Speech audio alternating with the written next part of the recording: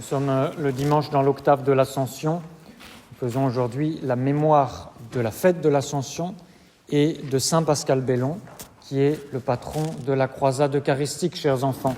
Priez-le bien pour qu'il vous garde fidèle à vos engagements et vous, chers communiants, qu'il vous fasse faire de saintes communions, qu'il nous fasse tous penser à faire des communions spirituelles. Au cours de la messe, après le sermon, il y aura la cérémonie de renouvellement des promesses de baptême par les communions solennelles. Priez bien pour ces 4 garçons qui vont renouveler les promesses de leur baptême, qui vont faire leur profession de foi. C'est un acte public, un témoignage public de leur foi, et c'est pourquoi je vous donne leur nom, parce qu'ils s'engagent devant vous à témoigner de leur foi. Donc priez bien pour Tristan Guichard, Michel Saglio, Achille Herbrich et Mathias Douvre, s'il vous plaît.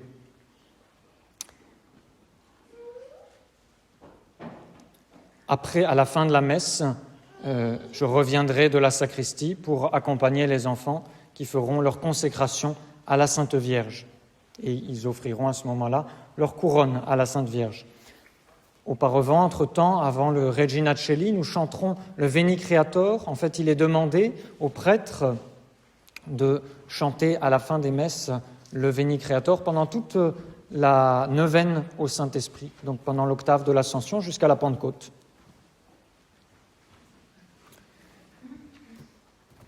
Cet après-midi, j'irai dire la messe en Vendée. Il n'y a pas la messe demain ici au Christ-Roi, j'ai du ministère en Vendée.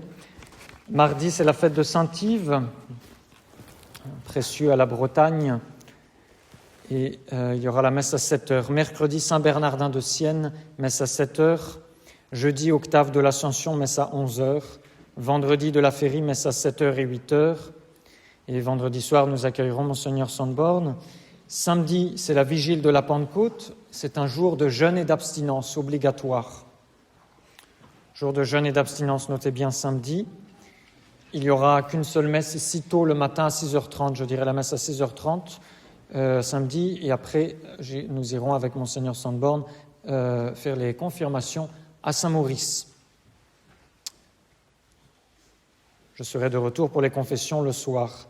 Dimanche prochain, dimanche de la Pentecôte, il n'y aura pas de messe basse à Notre-Dame-des-Dons. C'est quasiment physiquement impossible pour moi, pour préparer la cérémonie des confirmations et les confessions. Donc je dirais une messe à 6h30 ici, ma messe à 6h30 ici, dimanche. Et il y aura ensuite la cérémonie des confirmations à 9h30 et la messe. Le Seigneur Sandborn célébrera la messe, c'est 2 cérémonies distinctes entre les confirmations et la messe. La messe est à 10h30 ici, dimanche prochain.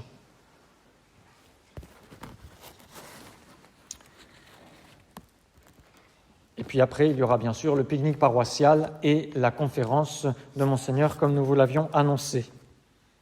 Notez bien dans vos agendas également la fête la fête Dieu, la fête du corps du Christ, le 4 juin, avec notre procession solennelle dans les rues de Nantes.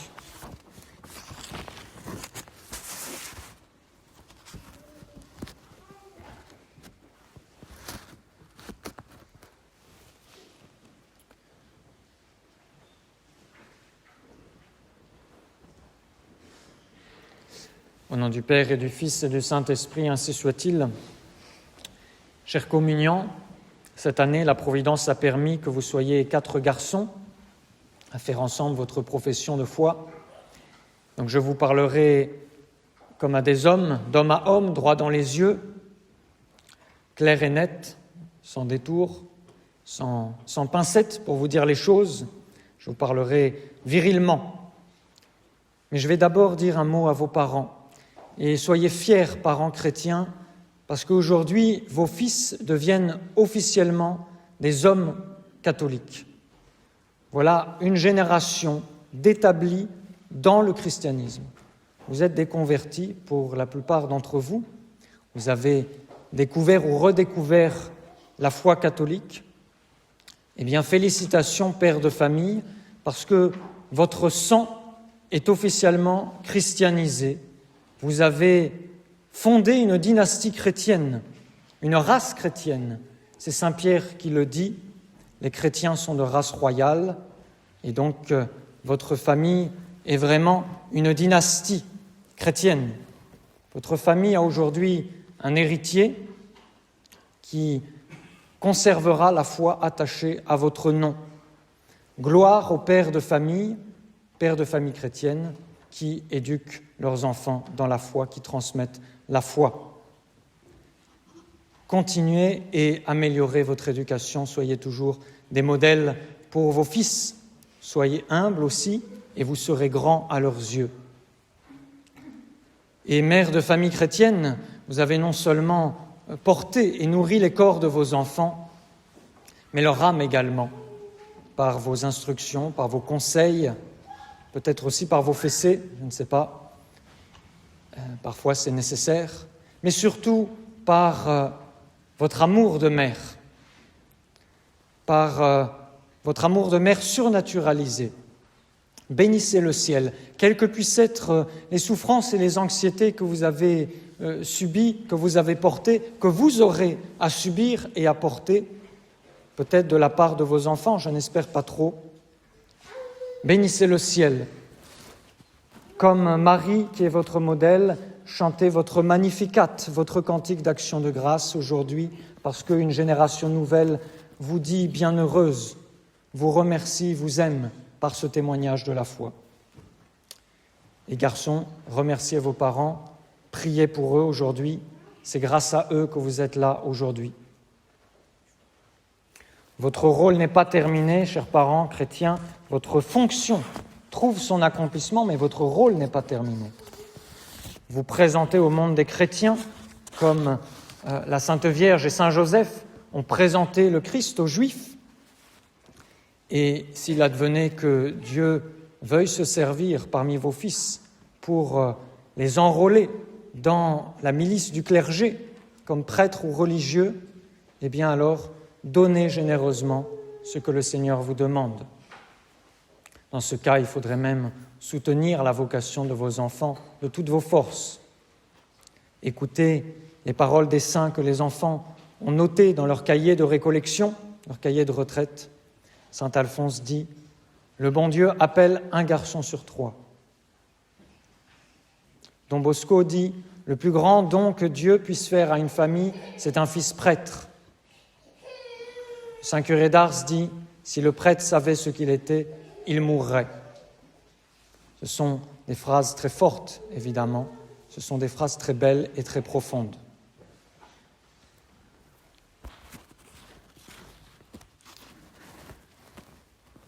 De même que notre Seigneur, à 12-13 ans, à l'insu de ses parents, pour être aux affaires de son Père céleste, en commençant à accomplir la mission pour laquelle il était venu sur la terre, de même qu'il est resté au temple à l'insu de ses parents, de même, chers enfants, eh bien, vous devez servir le bon Dieu, même contre la volonté de vos parents, si le cas se présentait.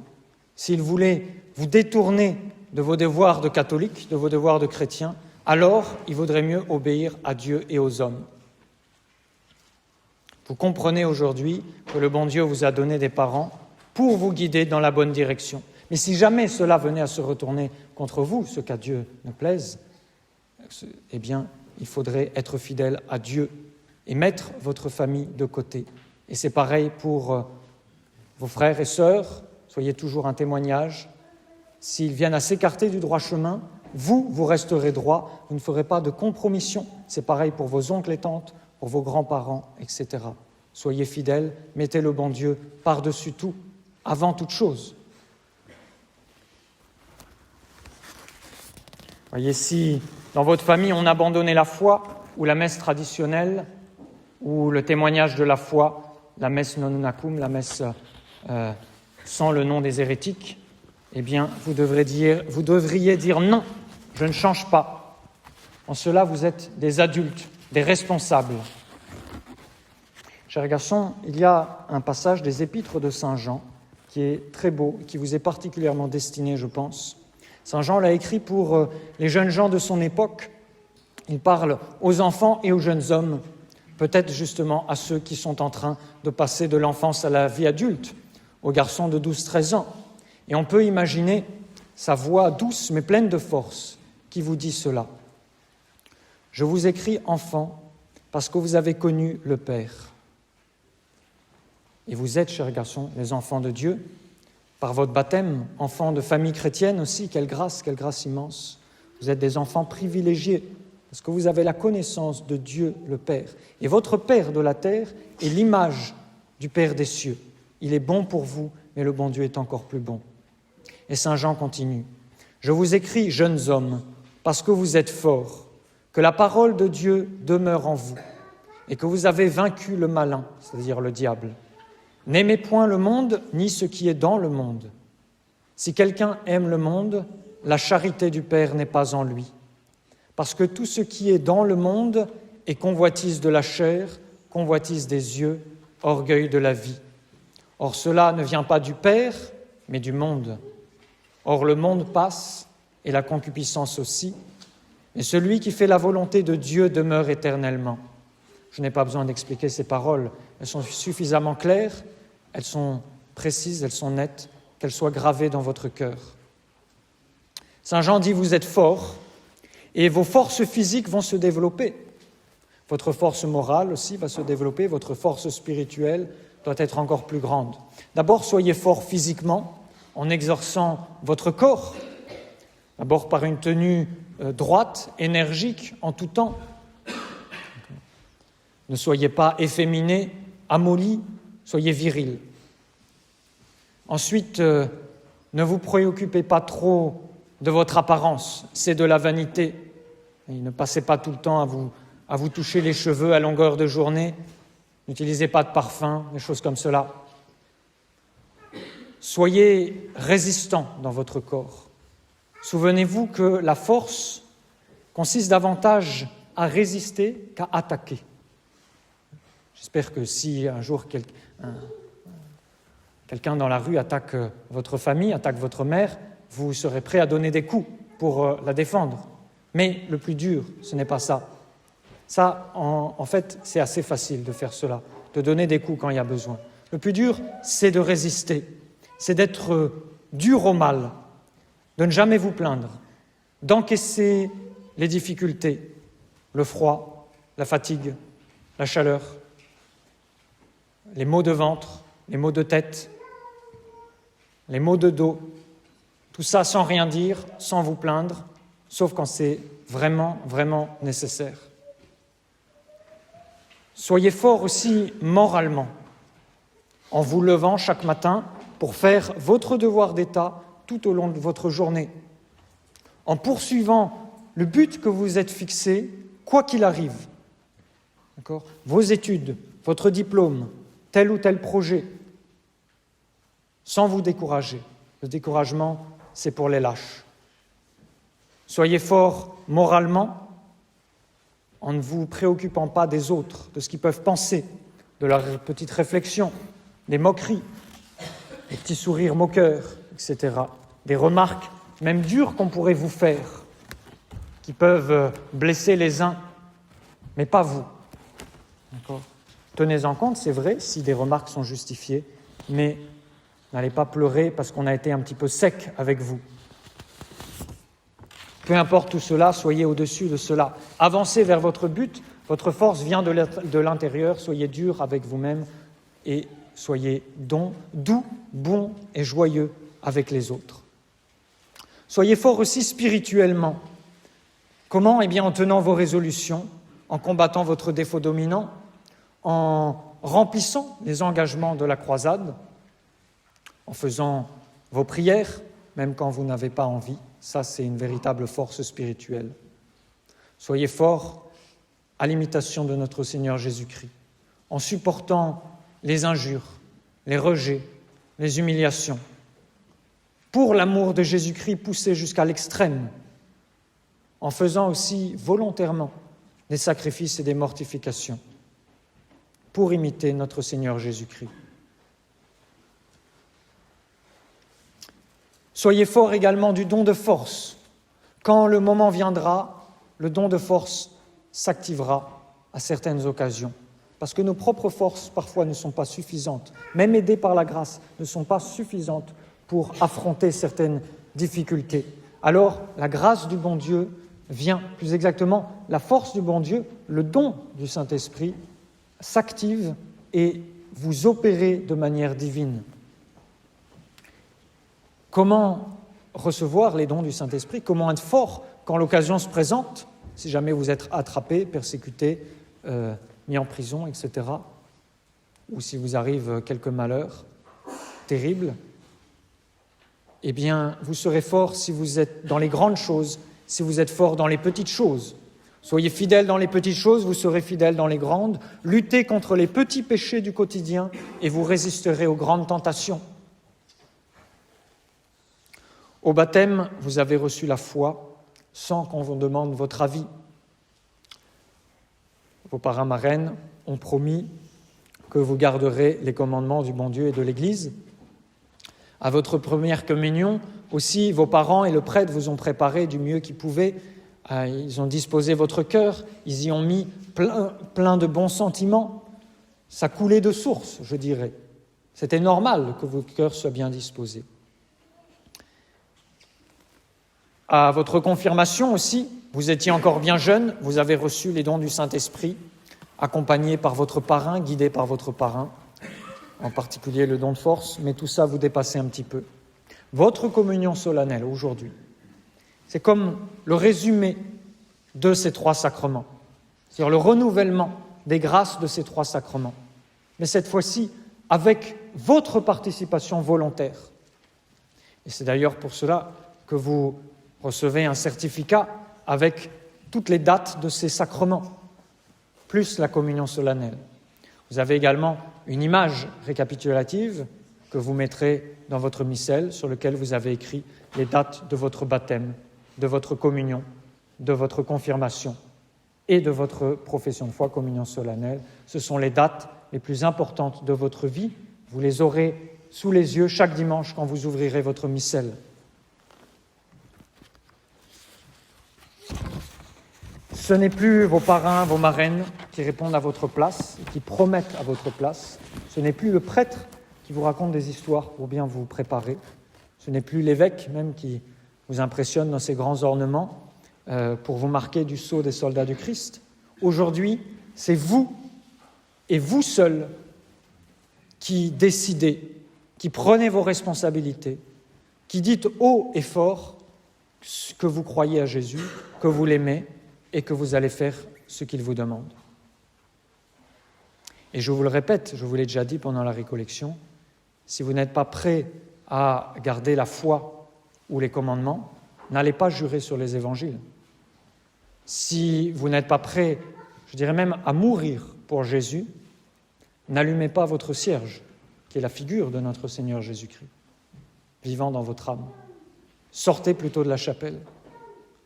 Ou si vous n'êtes pas disposé à vous sacrifier, à vous renoncer, à prier avec ferveur, à pratiquer les vertus, eh bien n'offrez pas votre couronne à la Sainte Vierge. Votre couronne représente tous les efforts que vous ferez, toutes les bonnes œuvres, les prières de votre vie que vous allez offrir à Marie et qui vous rendra en couronne de gloire le jour où vous entrerez au ciel.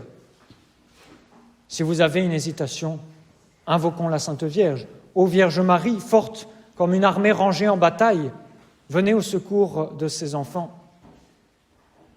Je veux mettre toutes mes forces à votre service. Aujourd'hui, chers enfants, c'est aussi le jour d'une nouvelle première communion. Jésus vient avec des trésors très spéciaux, avec plein de grâces. Demandez, comme au jour de votre première communion, une grâce spéciale. Vous avez encore du temps pour y penser. Vous pouvez demander la pureté parfaite. Vous pouvez demander d'être avec toute votre famille au ciel. Vous pouvez demander de témoigner de la foi toujours de votre vie, de ne jamais commettre le péché mortel. La seule chose qu'il ne faut pas demander, c'est de mourir martyr, certainement. D'accord ? Ça, c'est seulement conditionnel. Si le bon Dieu veut, je veux être prêt. Vous pouvez demander la grâce de ne jamais vous enfuir. Ça, c'est sûr. Et puis, en vous approchant de la Sainte Table, pensez que vous témoignez devant tous que vous êtes en état de grâce. C'est un beau témoignage conserver cet état de grâce toute votre vie. Potius mori quam fedari, la devise des ducs de Bretagne, comme la blanche hermine. Je vous ai raconté hier la blanche hermine qui était poursuivie par les chiens et qui a préféré se faire manger vivante plutôt que de traverser une grosse flaque de boue par laquelle elle pouvait s'enfuir, mais en salissant son pelage. Plutôt la mort que le péché, comme disait saint Dominique Savio, plutôt 1000 lèpres que le péché mortel, disait saint Louis, ou comme saint Donatien, saint Rogatien, plutôt tous les tourments sur le chevalet que de renoncer à ma foi. Puis pour terminer, chers enfants, je veux vous dire les paroles que l'abbé Guépin m'avait dites comme un dernier conseil quand il voyait bien le jour qui arrivait que je devrais le remplacer. C'est aussi les paroles de l'abbé Vérité. C'est les paroles de tous les saints prêtres qui ont mené le bon combat de la foi et que vous devez soutenir, aider, travailler avec. Et cette ultime recommandation, c'est tout simplement rester fidèle. Restez fidèles à vos engagements de baptême et aimez notre Seigneur Jésus-Christ et Notre-Dame par-dessus toutes choses, au nom du Père et du Fils et du Saint-Esprit, ainsi soit-il.